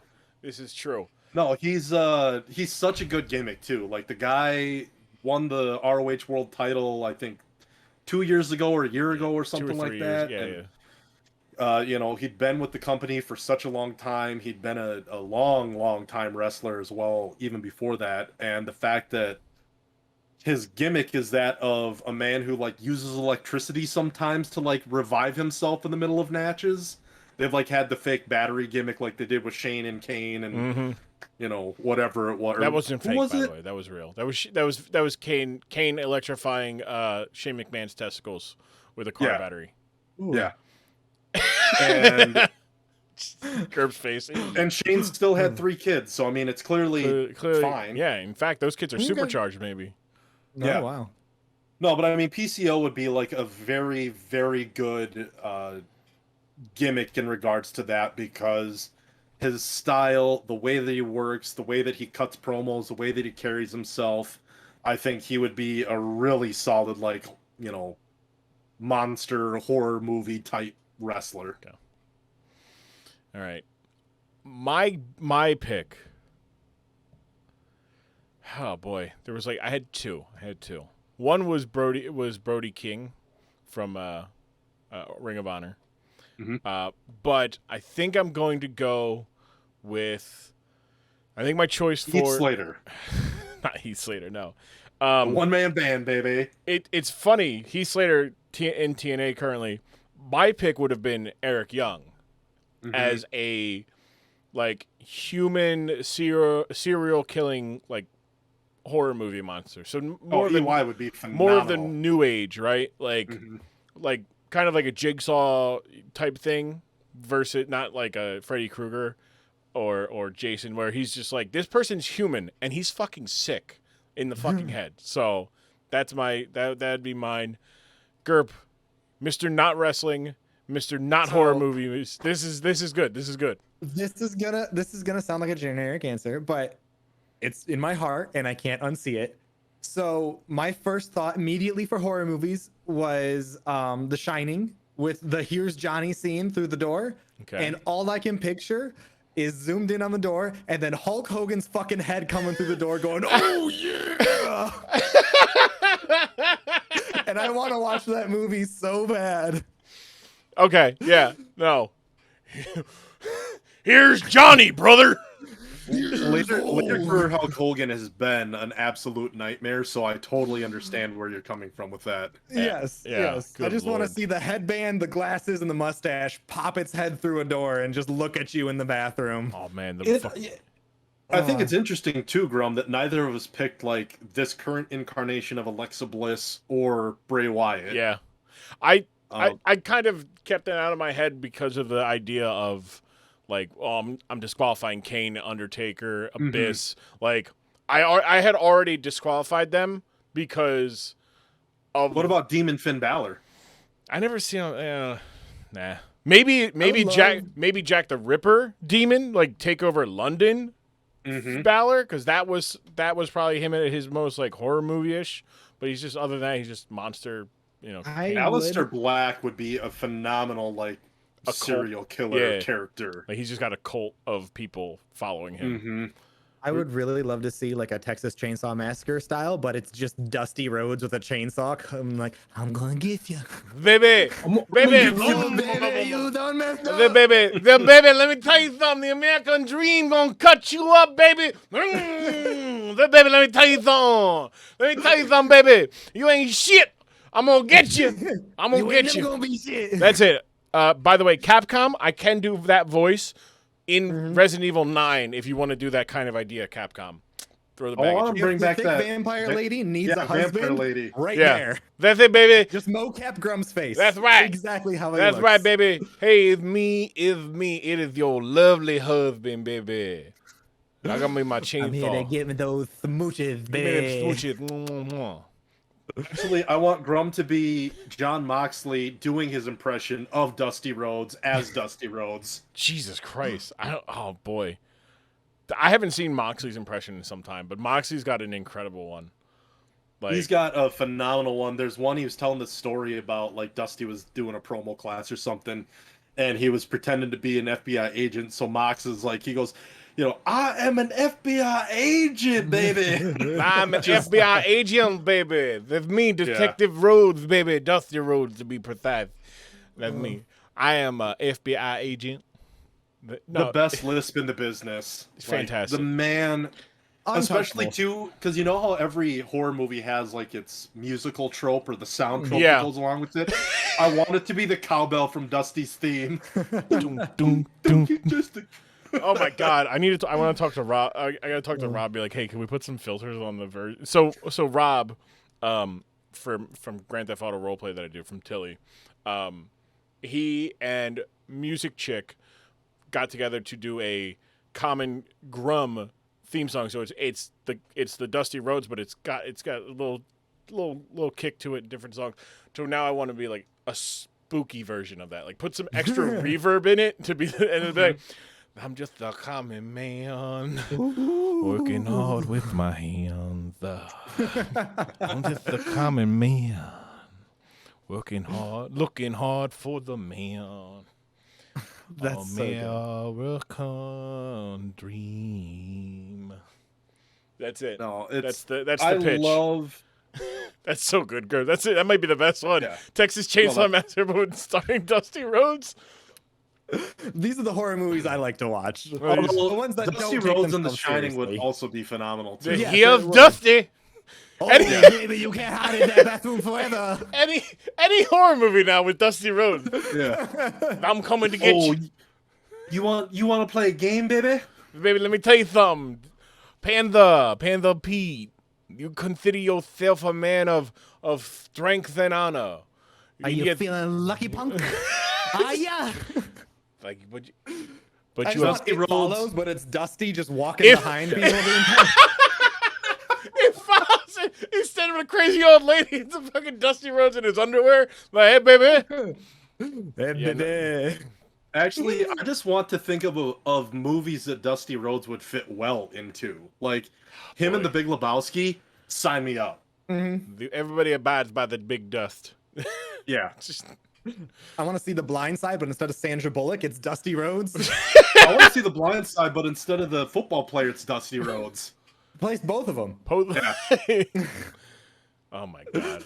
I need to see The Town with Dusty Rhodes, but instead, get it through your thick skull, baby. We ain't gonna be playing house. It ain't gonna be me and your sister playing house. Like Con wanna Air see- with Dusty Rhodes being the hero. I mean, come on. put the bunny down. Put the well. I see no, because Nick Cage is like too close. Like his accent in that is too close to Dusty Rhodes for it to really change anything. Like like audibly, but visually, Dusty Rhodes like crawling in the airspace of a fucking carrier plane. But yeah, I think if they absolutely. changed it to Dusty Rhodes' character rather than the hard ass, I think that would be great. Oh, Dusty Rhodes was the hard ass. Don't thought that character. He'll 100%. He's the American dream, baby. I'm the baddest motherfucker in the place. Yes. They have two bad men. One of them died. That's my favorite part of the hard times promo. Is literally that he's like, there was two bad men and one of them's dead. It's like, what? Don't bring up. Just be like, I'm the last bad man standing. Like, Still makes more sense than the Chucky promo. that's true. True. That's true. Yeah. I want to see Dusty Rhodes and snakes on a plane. I'm sick and tired of these motherfucking snakes on these Yes. motherfucking planes. And it's Yeah. about time we get the hell off of this. Mm-hmm. This is just my favorite segment where it's like, what movie is Dusty Rhodes going This is into right now? And that's the whole point of this, right? Is that we just sit here and we do the little bit, we talk a little about it and we riff, and we'll find ways to come back to it. Like, I'm sure we will. But Dusty Rhodes, just quoting. I want Go a ahead. small Dusty Rhodes to play Chucky and just follow people around when he's like a foot tall. Like, Now, come on, you gotta bring it back. so now it's Dusty Rhodes doing a wrestling promo, but it's as bad as that one. The baby, who you calling a dummy? I'm sitting here. I'm telling you, you're the one who's sitting next to a genetic throwback who howls at the moon. See, It's- if Dusty it- Rhodes it- said that, I'd be like, that's just Dusty. I'll let it slide. What if Dusty Dusty wrote get it? away Dusty with had it. enough goodwill built up at that point. That Yeah, he could you're say right. Whatever he Yeah, wanted to. right. He did just no, because earlier that year is when he turned and joined the NWO. Okay, So maybe he might have not, but I feel like he did, but not. Maybe I don't know. but Dusty Rhodes had enough goodwill to cut promos that people would react That's true, yes. appropriately to them. Yeah. Yeah. That like whether he was a face or a heel, people would still react the way that you were supposed to. That's and honestly it was that's what they should have done. They should have taken a wrestler, right?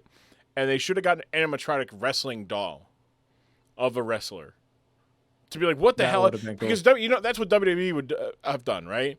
Is they would have they taken would have like had Chucky, and then they would have had Roman Reigns, and they would have had an animatronic of both of them. correct. That would be fantastic to watch. I don't know if Roman they would have like who's so they would Not have done specifically Roman, Yeah, but, I'm, like, now I'm trying to think Kane. of like what like baby face would they have used Steve Blackman.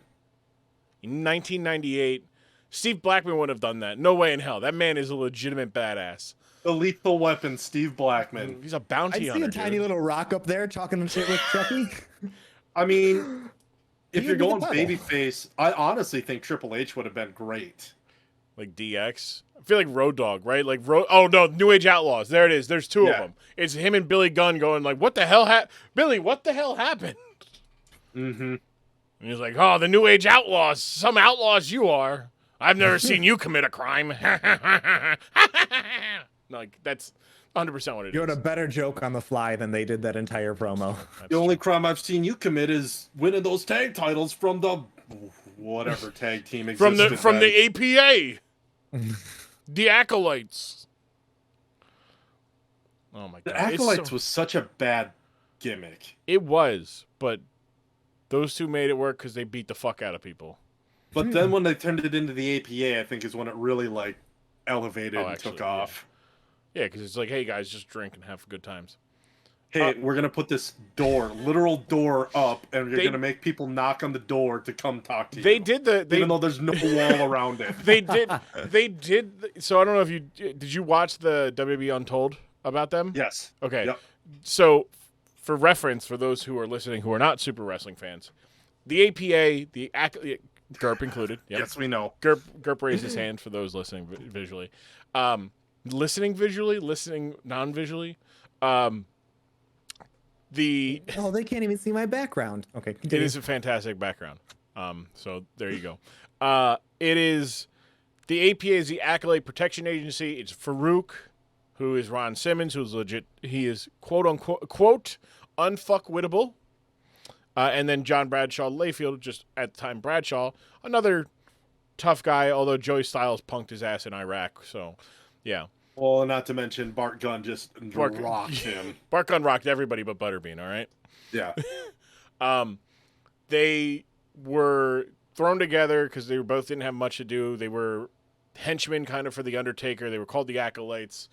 They just went around with like weird-ass fucking like demonic-like writings on their chest, and that's about it. And they just turned into beer-drinking like, mercenaries. You could hire them for whatever. Pay them beer money and they're good.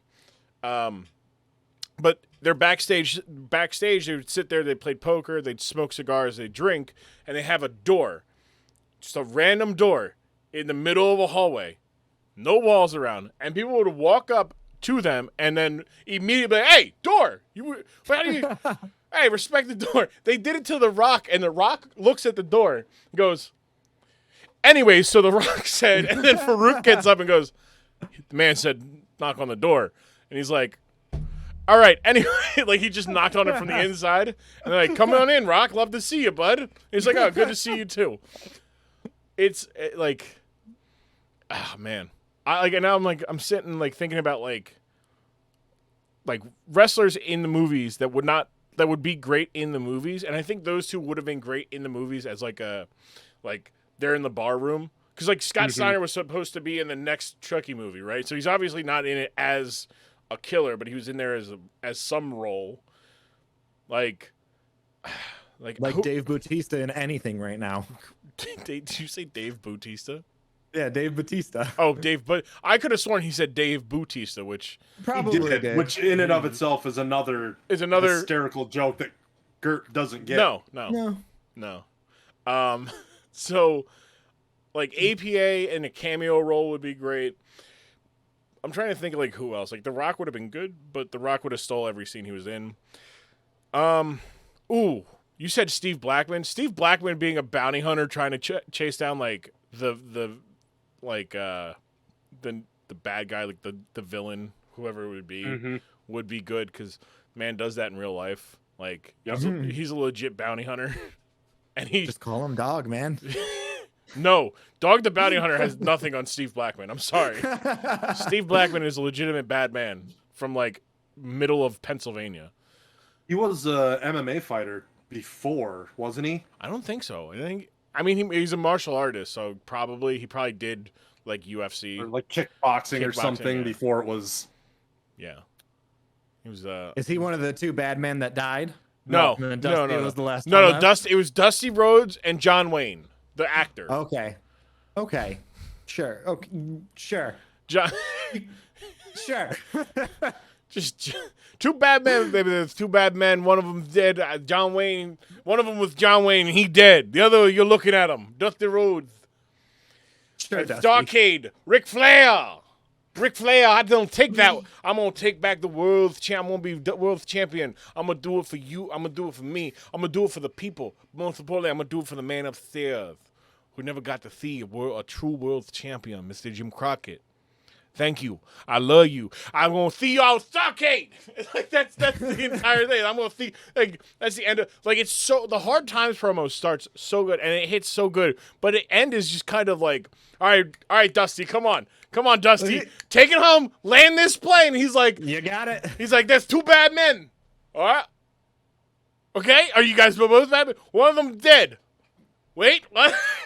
Could have just said there's one bad He's man. John Wayne. He's dead. What does John Wayne have to do with a fucking wrestling match, Dusty? But it worked. It worked. It worked, yeah. Yeah. It's like the Kanye thing. Like, I love some of the Gaga's music, but what the fuck does the Gaga know about cameras? Like, I like some of John Wayne's movies, Dusty, but what the fuck does John Wayne have to do with fucking wrestling? Oh, I love it. No, it's just That stuff is entertaining to watch. Yeah. Unlike the topic of our episode, Chucky. I mean, no, for me, it was fun to show you guys quite possibly one of the worst, promos of all time. Yes, 100%. That I didn't know this was a thing, and I'm happy it's a thing. Yeah. I've seen The Miz forget his lines. I've seen Dave Bautista just scream, "Give me what I want," because he forgot his part of the promo. I've seen Snooki cut promos. I've seen her wrestle a match. Akibono. Hey, I watched WrestleMania 21. That man was pulling off that thong. Okay, so was the Big Better Show. than Kishi ever did. Better than Big Quiche. No, and I mean, we could list so many bad promos. 700 terrible gimmicks, storylines, matches. We could, promos. and that'd be all what we're talking about on this podcast. But the thing about this is that this is one of the rare instances where a promo didn't, like a Hollywood promotion didn't work. Yeah. In regards of getting, proper press, in the way that it came off, and the way that people remember it. Like, I remember Snooki being a part of, a couple Raws and then WrestleMania, but it's so vanilla because she did the back handspring. Yep. And that was about it. Yep. Comes in for the hot tag, does that, whatever it is. At the time, Jersey Shore huge. Okay, cool. It makes sense. But this is so out of left field in the way that it was put together, the way that it came off, and then the way that it was presented to everybody. It was wrong across the board. Yeah. At least the Snooki thing is content. She's coming out and doing something that's entertaining to watch, maybe. But this is literally a commercial that they're playing during the show. Well, and wrestling fans, recorded thing. Wrestling fans will watch something for the sole purpose of making fun of it after it's happened. Yeah. And that was why everyone that's watching WrestleMania is like, oh, how bad is Snooki going to be in this match? It wasn't and that was a thing, I don't know why they didn't really do anything with Logan Paul, but the Logan Paul angle. I mean, with Sami Zayn and Kevin Owens. He had a stunner, so they did something with it. The whole point was to see him get a stunner. But even the way that all came together was still better than Chucky. Yeah. Plus we got the Sammy Dance t-shirt out of it, so I don't fantastic know what t-shirt. I was wearing it last night on stream, which you can go to my stream, twitch.tv/tgrum. No self-promotion, please. It's my fucking podcast, bud. It's all it is my self-promotion. Oh, that's right. Shit. Damn it. So we'll start to wrap up with that idea where it was so bad and yet somehow not memorable. Imagine when you're doing wrestling, you either want to be remembered. You want to leave them with something to remember. You would like it to be something good, like a good spot or the good match or just a good reaction, right? But sometimes you'll take being made fun of because it might save your job for a couple weeks.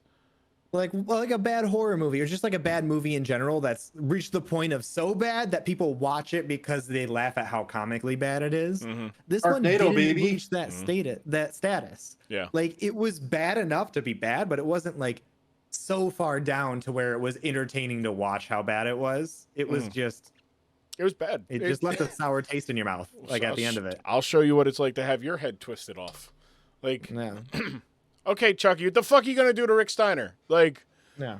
because it's not even it requires a different suspension of disbelief, right? Like when you watch a horror movie, you go in, this is a horror movie.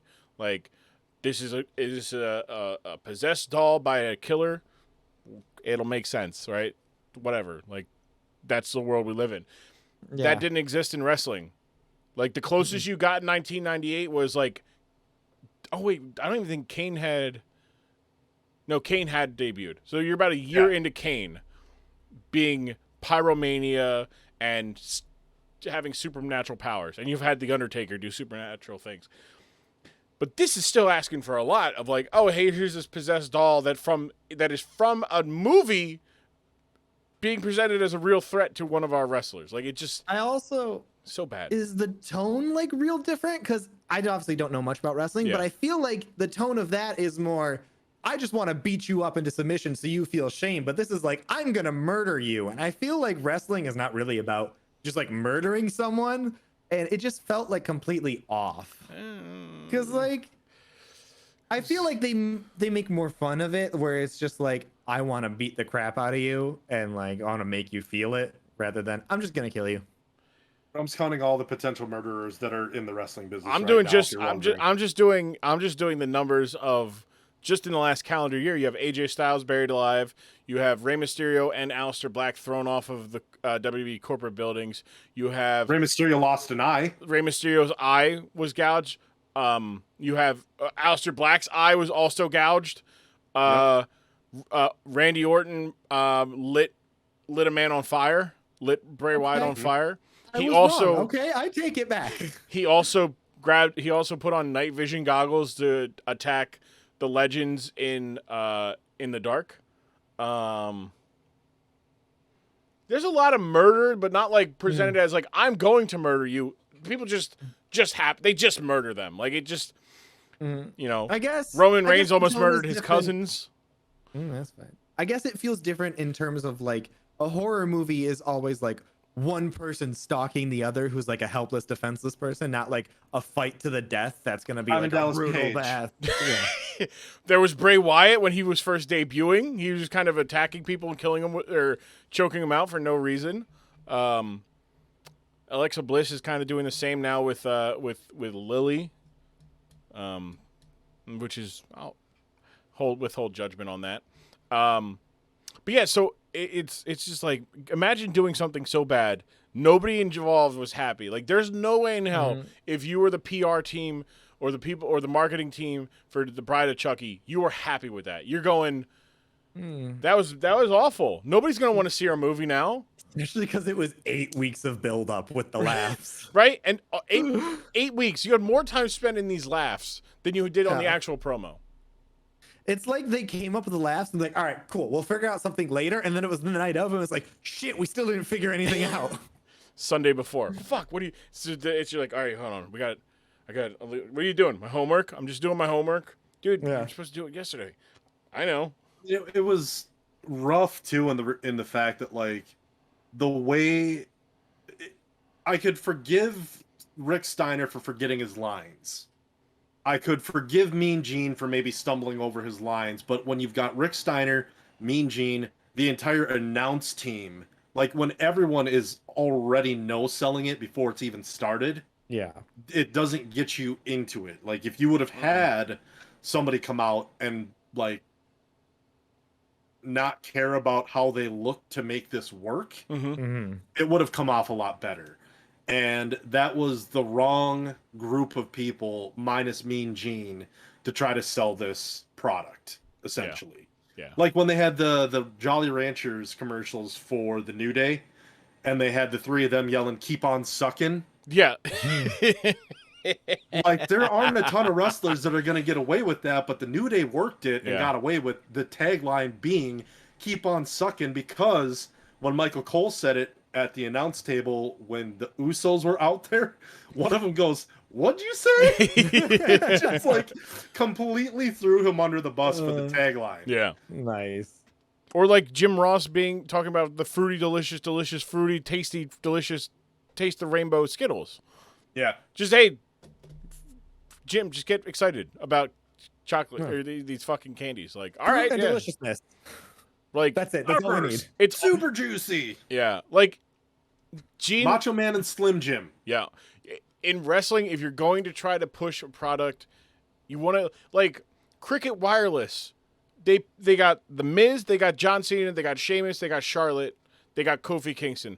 All great people that buy you go, hell yeah, I'm gonna have fun with this because it's something different for me, right? Rick Steiner's like, man, I just want to wrestle, man. I just want to, and I guess there was also not money in it for him afterwards, right? Like you think about it, like where do I fit in after this? Nothing. No, Rick, you're just being this just to help promote it. I don't want to do it. And then we never talk about it again. Right. Yeah. So I mean, even if it was like, hey, we're gonna give you $500, like, all right, whatever. Yeah. Like, I'll take $500. Hey, I'll half-ass it. He even half-assed it. He was like, hey, come on down here and say something. Come here. You got something to say. Come here. Like, yeah, he said that like Steiner 3 was times. every minor villain in every like slasher movie in dystopian USA. yeah. Hey, come back here! I'm gonna kick your ass. Just, no, don't go that way. Come back this here way. this He's way. the school Come back bully in here. every coming of age movie. Yeah. It's just Yeah, Rick Steiner wasn't the right guy. Wrestling probably wasn't the right venue to do it, but hey, man, corporate synergy, right? who on that roster at that time would you have put into that? That's my question. Okay, so I would probably have put Diamond Dallas Page Instead of Chucky or instead of Rick Steiner. But so like you have to do a Chucky. You obviously get Mean Gene. I feel like you do like Diamond Dallas Page, or you do like Is Jericho still there, or had he left? Jericho had left. No, Jericho was still there. He was actually the World Television Champion at the time, I think, or Cruiserweight. I think Jericho would have been phenomenal in that role. You do Jericho. The problem is it had to have been a baby face, so you had to because like if you keep everything where it's like, all right, don't mess with bad guy that you're feuding with because he's going to be in a movie. Like I guess you don't want to use Diamond Dallas Page or like Goldberg or Warrior or like Sting or anybody in the NWOs because they're cool and this is objectively not cool at all. I think you gotta pick someone who like just lost recently and then bring him out to be like, all right, like you just beefed it real bad. What are you gonna do to up this? And then the doll comes out and is like, hey, you fucking suck over there. And then that's just kind of like, well, yeah, I know, but no, fuck you, doll. Like, and then go from there. Prince Ikea. Prince like no. I was about to say you can't put somebody like the problem that WCW had was they would push these people like Prince Ikea. I literally was about to say his fucking name. This guy who they're like, hey, he looks just like Jimmy Snuka. People like Jimmy Snuka. Let's go with this guy. Prince Ikea got over doing a Prince gimmick where he's the artist formerly known as Prince Ikea. He got more over doing that than just being Prince Ikea because Prince Ikea had zero charisma. Like that would have made it even worse. God, I can't believe we were on the same idea of like bad people to put in there. Of putting He would have been phenomenal to put in that spot. Terrible. I'm trying to think. Like you want somebody who can like somewhat be interesting, but also like Booker T. I think he was. If you put Booker T in there and just replace it with Stevie Ray, I think that's better because Booker would have been like, "All right, let's do this." Like, yeah, I'm getting some GI TV Bro, baby. Yeah, like he'd be like, "Yeah, let's do this." You couldn't put a guy like Malenko in there. You couldn't put anybody you want portrayed as super serious. So like Benoit back then wouldn't have worked. Arn wouldn't have worked either. No. You could have done Although I would have loved to have seen Arn try to sell that shit. Arn would have been like, "Are you sure? All right." No. I think Arn it's would have gotta done be it. like Arn would have. it's gotta be a heel, right? It's gotta be somebody that the crowd doesn't like, Oh. so that they can root for Chucky and like go see his movie. See, that might be now. Like I was just trying to do the same formula they did, but that might have been the better bet is to go with a heel to have Chucky come in and just shit talk like Chris Jericho. Right, Yeah. you gotta like Chucky because you want them to go see the fucking movie. But you also Yeah, like I don't. Yeah. if you would have flipped it, and honestly, if you would have flipped it and had Steiner and some of the NWO out there, and have Chucky cut a promo on Scott, like, oh, you think you're better than your brother, but you're still with another group of guys, and blah blah blah, this, that, and the other thing. You could have still made some homophobic type jokes for 1998. You definitely could have. Mm-hmm. Oh, I'm sure they did. I'm sure they had plenty of them back in the Isn't day. that most jokes in 1998? That was The Rock's entire bit. Mm-hmm. You like pie? Yeah. Do you like pie? You don't like pie? That you're a jabroni. It's like. Girp, do you like strudel? No comment. Girp, do you like pie? Yeah, I like pie. See, he figured it out. He's 21 and he I figured don't it know out. if he figured it out, but he, No, I just enjoy eating a good pie. I don't we like should where give this Lillian is. Garcia's phone number. I don't like where this is going. No, you will though. Okay. But yeah, no. So I don't know. Maybe that is a good idea. You get the good guy. You get the heel. Yeah. You get the heel to be the one Chucky makes fun of. Right. Like The fact that they booed when Chucky promoted his movie at the end of the promo says everything you need to know about how that went. Yes. yeah, there's no. Yeah, I don't think you. Even if it was good, they would have booed the hell out of that because nobody there gives a fuck about that. And the intro to it was like, if you want to see a real fight, I'm like, Yeah, that's not what the exactly. movie's about. Yeah. Also, that's the thing. You're not fighting anybody, Chucky. You Yeah, kill you're people. just murdering. Bride of Chucky starts with you fucking siphoning gas and trying to kill people. Like, You're a doll. You need to have the surprise advantage. You cannot fight anybody. You will get just drop kicked into infinity. this is correct. Yes. Just Jesus Christ. All right. Last boy. thoughts, Panda. Last thoughts about Chucky invading or interrupting Rick Steiner at WCW Nitro. The fact that I remember so many terrible promos and can laugh fondly at how bad they were, or segments or whatever, throughout the history of wrestling. This is one that I legitimately hope I don't remember when I wake up in the morning. Like, I will be reminded of this when I listen back to the podcast. But outside of that, those are the only 2 times in my life that I want to know that this even exists. Mm-hmm. There's no comedic value to it. There's no entertainment value to it. There was no payoff even at a pay-per-view where, Chucky's laugh played over the speakers and something happened in the match. Like, this literally was 8 weeks of build-up to have no payoff whatsoever. Mm-hmm. You could have just had Chucky cut a promo about his movie as a promo. Just like, hey, this is Chucky. I'm going to murder all of you. Come see Bride of Chucky. That would have been a better use of time and money than forcing 5 guys who didn't care about any of this to start a burger franchise, give you way too many French fries in your bag, and then also have this terrible, Chucky promo. Oh, God. That sums it up pretty well. Girp, last thoughts before? I don't know what I could say that hasn't been said. There's so many better things you could have done. You could have just taken a famous promo, ripped the dialogue directly, and had Chucky come out and imitate the exact same dialogue. Just regurgitate it, and it would have been more entertaining than what they did.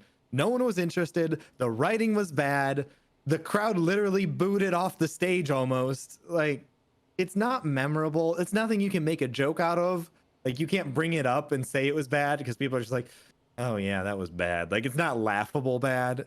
There's better ways to advertise. Like, that was just a marketing fuck up. Yeah.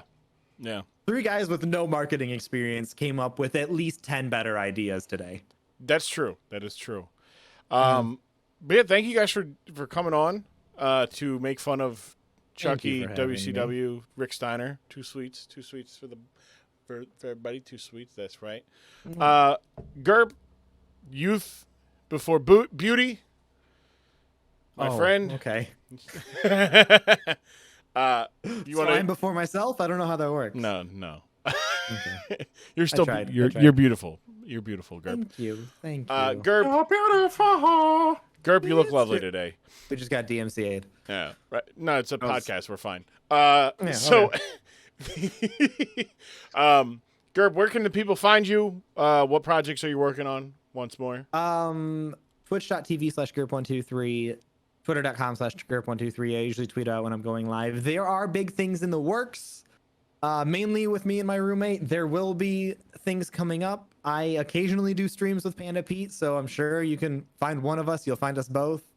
And yeah, I'm hoping once like my job gets settled in and things get off the ground, there's going to be more content coming your way. So keep an eye out for that. Hell yeah. Pete, where we can find you?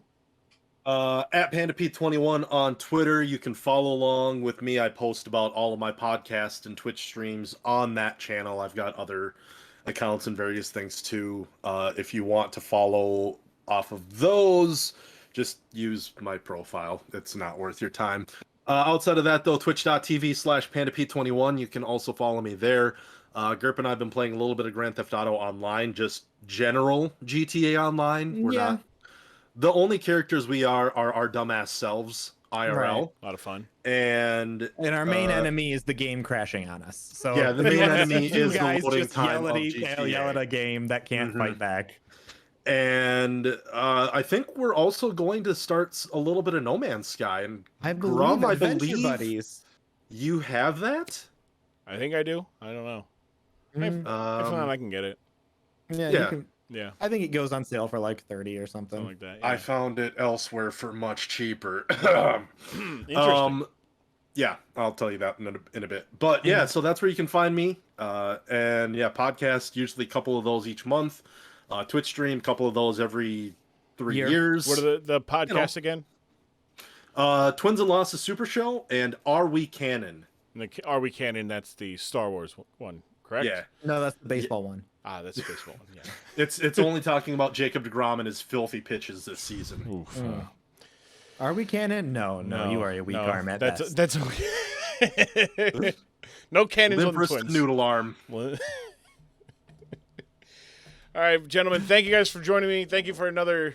Thank you. I can't wait for the next time you guys are on, either as with each other or with a different combination of people. That's I right. would love to be invited back. That would be amazing. Absolutely. And I promise I will learn more before then. No, don't. It's great. Okay, that's fine.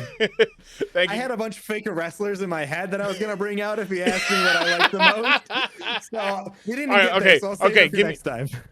No, give me one. Okay. Give me one. Give me one or two before we go. My favorite wrestler was going to be Terrence Long Dick Johnston, and he was just going to be the best guy in the ring, and his fight against Jimmy the Kid was going to be legendary. Jimmy the Kid. That's all I I mean, can if do. you Little really Jimmy. wanted to bring it all home, you could have ripped some of the names from Grumm's Sub Rumble that Pretty your much. boy won this year. Yeah. The I Panda don't know. Pete I won the year 21. before that, so That's true. So Girp and I, what we need, Grumm, is we just need a one-on-one matchup. That's can true. we do a ladder match? Yeah, we need a ladder match because we need fumble fingers. Yes. Back of the hands, like, call me oh Stone no. Hands. What is I got going- Minecraft fingers up in here. I'm a lobster. I can't do it anymore. These big meaty claws can't grab Big, it. meaty claws. All right, guys. Thank you so much for coming on the Dork Side of the Ring, Thank you for visiting the Dork having me. Side of the Ring, and I can't wait till next time. Where's Thanks, the exit? Grumm. It's kind of dark in here. No, that's the dark side. The Dork Side's lit up. Oh, okay, You're, okay, okay. you're starting to. Oh, I you're see going all the wrong way. RGB over there. Yeah, that's where the it way is? to go. Yeah, that's the way to go. Okay, good, perfect. Thank you again to Girp and Panda Pete for coming on, having a good time. They both get to say that they were the first guests on the Dork Side of the Ring. They'll probably argue of who was actually the first one between the two of them, but that's for them to decide, not me. But look, thank you guys for coming out. I appreciate it. I love you guys. That Girp, Panda, and also you, the viewer. But I love they'll probably listen to this. I love you guys. Thank you guys. It was a lot of fun. Can't wait to have you guys on again. If you, the listener, enjoyed them again, go follow them on their Twitter. Go follow them on their Twitch. They just said it, but if it needs to be said again, Girp123 on Twitch and Twitter, Panda Pete 21 on Twitch and on Twitter as well. Thank you guys again. I am Grumm. You can find me on Twitter, I am Grumm, and on Instagram, I am Grumm. That's great. See, you like it's called Synergy, but then on Twitch I'm just T Grumm. Thank you guys so much. If you haven't already, remember to rate, review, leave 4 or 5 stars. 5 stars better than 4 stars on the podcast, on your podcast platform. Thank you very much. Tell your friends about the Dork Side of the Ring. And I got nothing else. I'm going to work on these outros because the outros are always the hardest one because you just ramble. But look, hey, thank you guys again. Appreciate it. Remember, rate, review, leave 5 stars. Tell your friends. Come back next week for more Dork Side of the Ring. I promise you will not be disappointed. You're going to have a lot of fun because we have fun because we don't take it too seriously because wrestling is a lot more fun when no one's taking it seriously. I am Grumm. I will see you guys next time on the Dork Side of the Ring. Mwah!